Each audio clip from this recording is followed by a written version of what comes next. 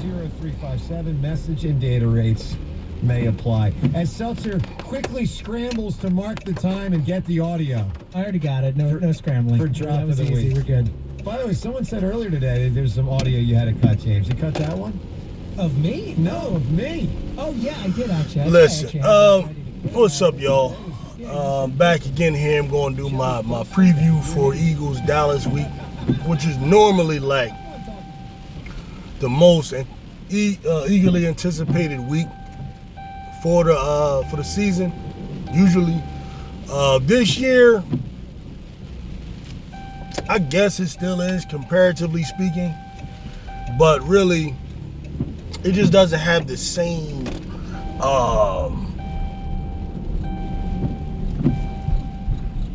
I don't know, cinch to it, or whatever word you want to use. It doesn't have the same oomph this week, Dallas week.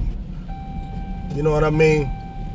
So, if you would have tuned in, if I'd have started this video a few minutes earlier, you would have heard some of the dumbest stuff I ever heard come out the mouth of these WIP guys. I told y'all before about John Ritchie, right? The former Eagles and Raiders fullback. I can't believe this guy still has a job.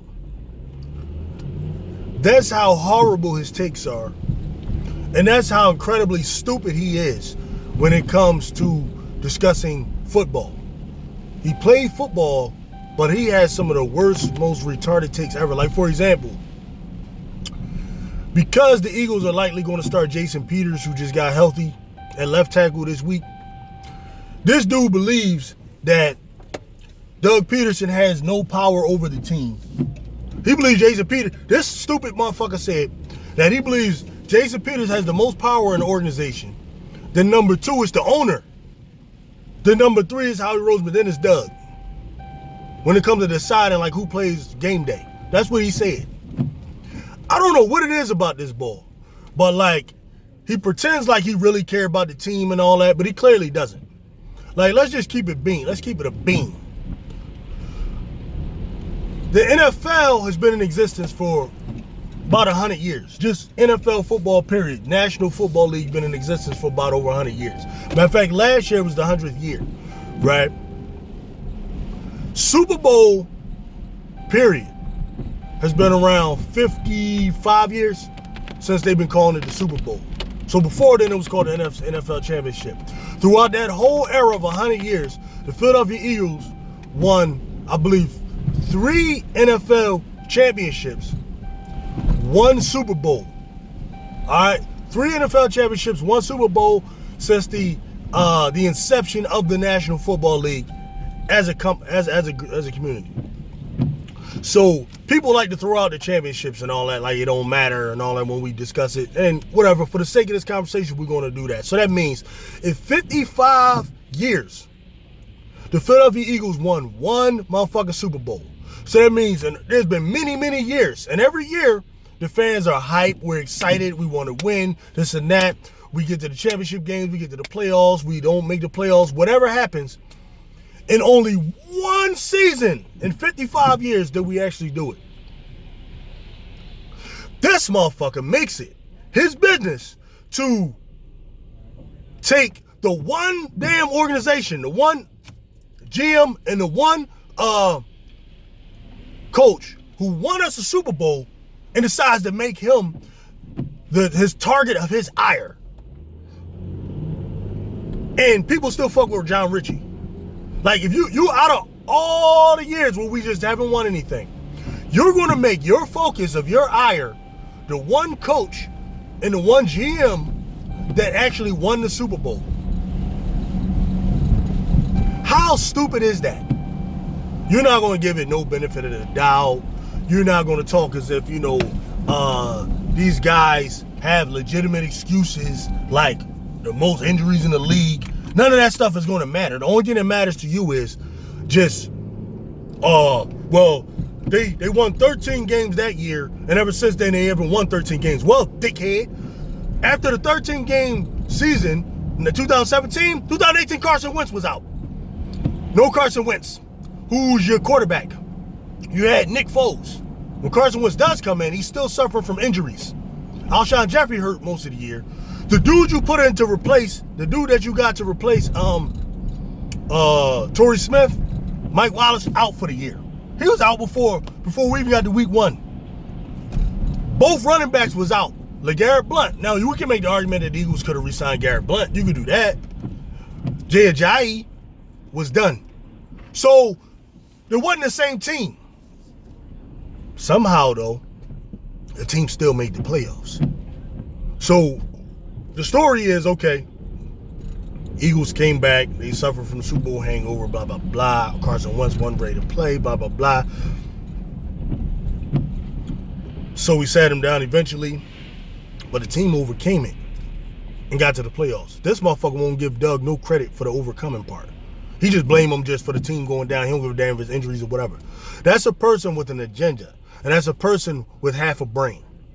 Why people still respect John Ritchie as a person who comments on sports is beyond me. I've called the station a couple of times, and I'm telling you, and I'm going to go find him, and I'm going to do a video where I've crushed John Ritchie twice on arguments. And I never played in the NFL.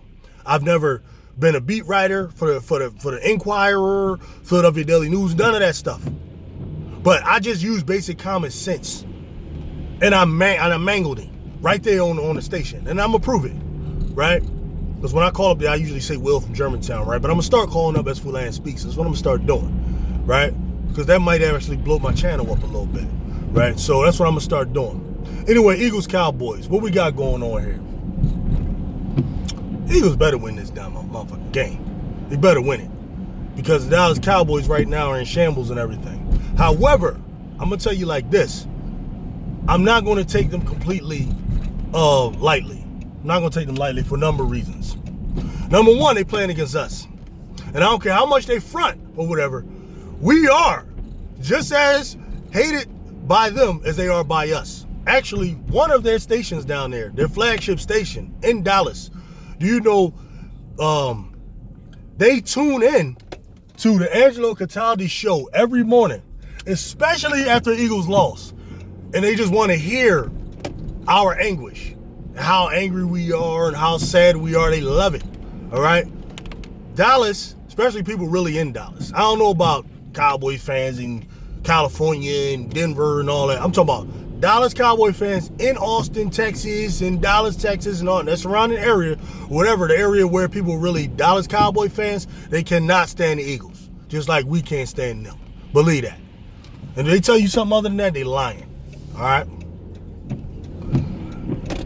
I'm not taking them lightly because, number one, it's us. So they're going to be up for the game.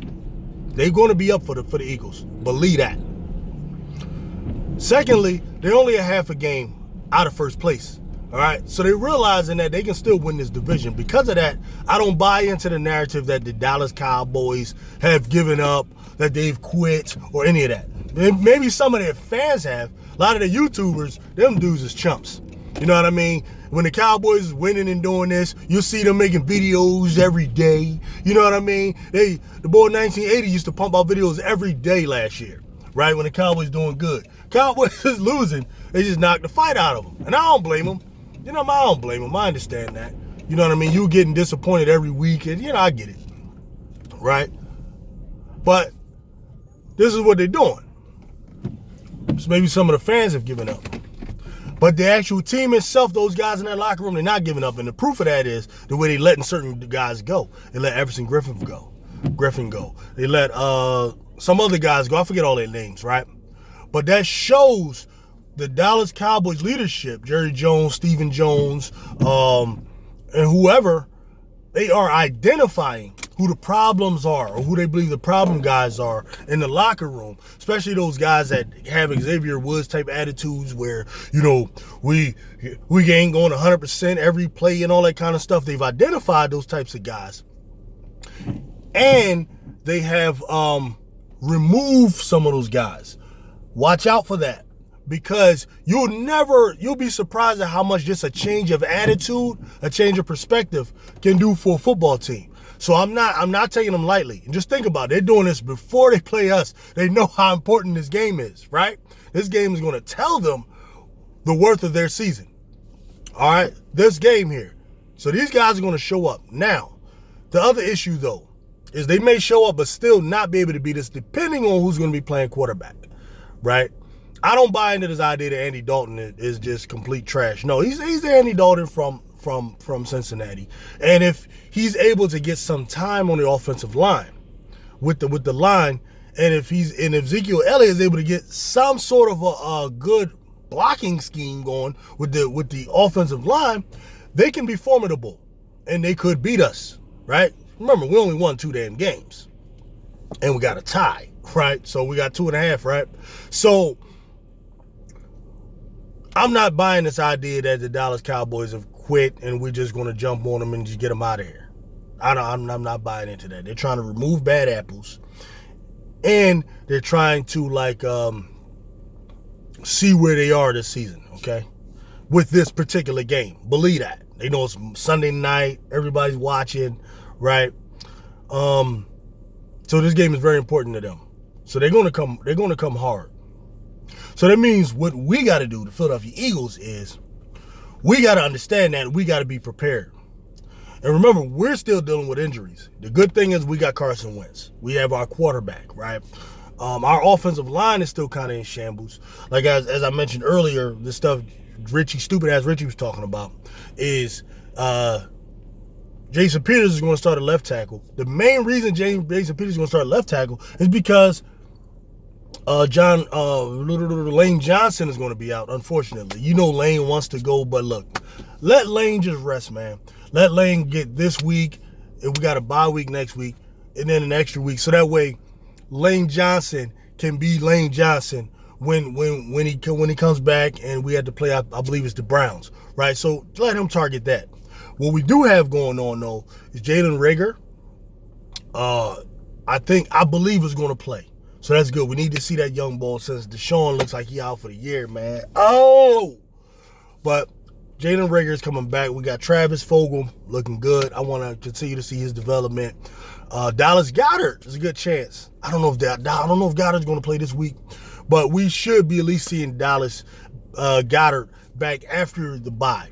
So we'll get Goedert back, but this week would be lovely if we had Goedert. So we got to make sure this offensive line is shored up. Now, the key to beating Dallas Cowboys, one thing, get pressure on the quarterback. Get pressure on the quarterback. However, I think what's happening with Dallas, too, is Dallas is going to have some of their offensive line come back. Tyron Smith, I think, is out. I don't think we're going to see him. Sean Lee is coming back. Sean Lee is very, very important. Sean Lee is the brains of the operation on the defense. You want to know why the defense is horrible? It's because of Sean Lee's absence. It's not that Sean Lee is like Lawrence Taylor or anything like that, but Sean Lee is one of those geniuses on the defense. Like he's kind of like Jack Lambert back in the day with the Steelers, the Steel Curtain. For y'all, some of y'all too young to remember the Steel Curtain, but Jack Lambert was a guy. He just standing there in the middle and he understand everything the offense is doing. He putting everybody in position. You get over there, watch him. You watch him, and that's what Sean Lee is for the Dallas defense. He's the brains, okay, and a good 80% of defense is the brains. You understand what's happening on a play. If you understand what the offense is doing, it's easy to jump routes. It's easy to to bust up screens. All of those different things you got to do, right? So I'm keeping an eye on that. Sean Lee's return. And one of their offensive linemen, I believe, is coming back. I don't want to say the wrong name, so I'm not going to give the name. But I've been keeping a little track on Dallas's players, right? The update with them. So I'm expecting Dallas to come out with their best effort that they've put out all season since Dak, had left. And I'm expecting a little bit better defense from them.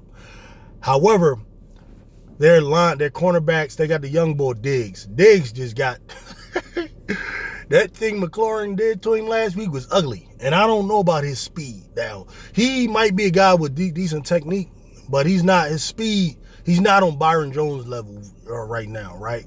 So I think we got a good chance of torching them, especially if Dallas Goedert plays. Dallas is horrible when it comes to dealing with tight ends, man.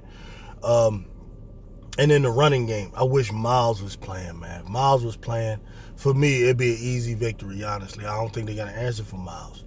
But Miles ain't going to play. So we're going to be out there with Boston Scott, Corey Clement. Might see a little bit of Killings, one of them undrafted guys we got.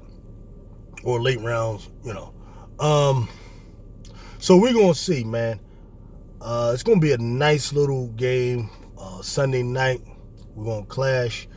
And but I can't see us losing to Dallas, especially at home. We have a little bit of fans out there. So I'm calling this Eagles victory. I think we're going to put up some points on that Dallas defense. 33, Dallas 17. All right? I know it sounds like a little blowout, but I think the game's going to be close mostly. But I think we'll get a late touchdown in the end. But I think we'll be close for the most part. You know what I mean? Dallas might even have an early lead, like in the first quarter or something like that, and then fall off because I think Dallas is going to come out with a lot of fervor. You know what I mean? So, like I said, man, that's what I call it. It's going to be Eagles 33, Dallas about 17. You dig me? And until I see you guys next time, man, I'm out.